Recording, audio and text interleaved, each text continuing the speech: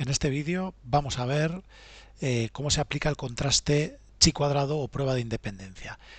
Hasta ahora hemos visto que hay contrastes de hipótesis apropiados cuando queremos comparar una variable de escala con variables de categóricas, o cuando queremos comparar dos variables de escala entre sí, normalmente un pretest y un posttest, ¿no?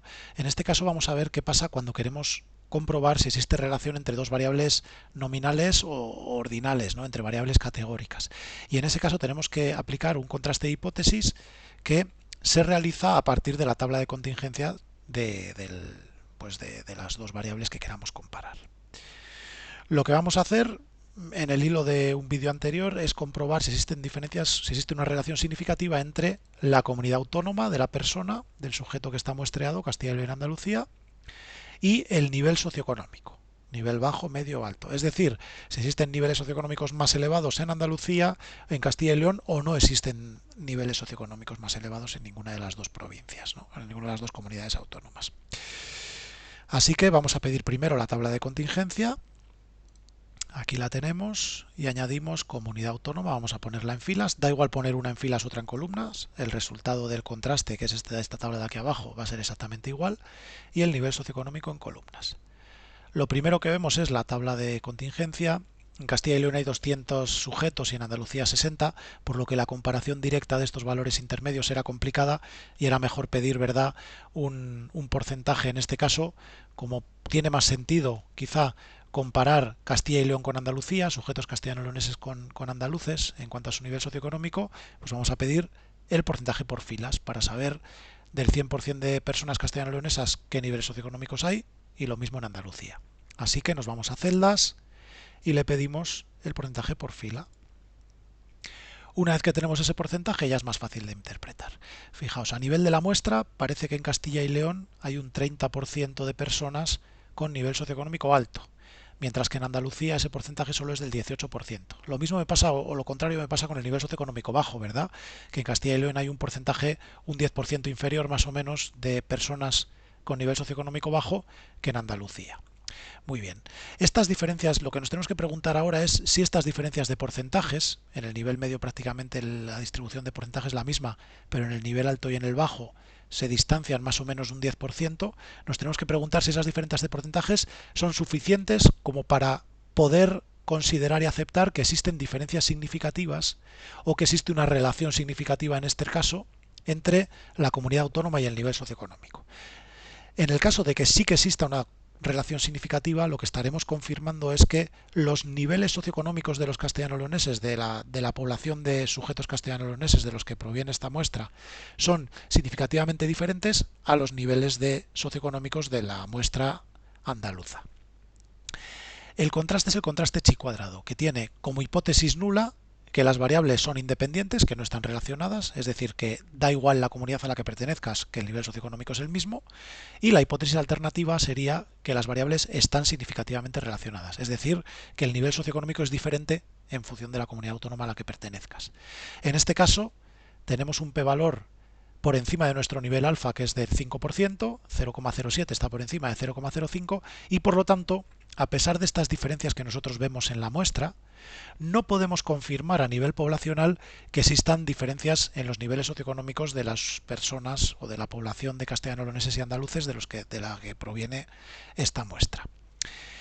Así que nosotros en nuestro informe de resultados no podríamos afirmar esto. Tendríamos que decir que, si bien en la muestra parece que hay unas diferencias favorables a Castilla y León, no podemos confirmar que haya una relación entre comunidad autónoma y nivel socioeconómico.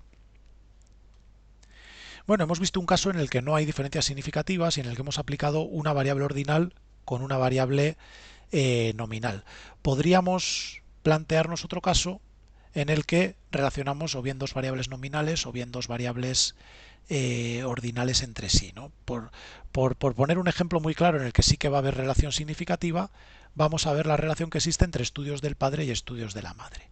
Así que vamos a pedir tablas de contingencia, ponemos estudios de la madre en filas, por ejemplo, y estudios del padre en columnas, y ya vemos que efectivamente el nivel de estudios del padre y de la madre suelen ser muy similares. Fijaos que en 19 casos los estudios del padre y de la madre coinciden en sin estudios. De hecho, de los 24 padres que tienen, o de los 24 sujetos que tienen padres sin estudios, 19 de ellos también tienen madres sin estudios. Lo mismo me pasa con estudios primarios. Fijaos, de los 62 padres o sujetos que tienen padres sin estudios, 56 de ellos también la madre no tiene estudios primarios, ¿no?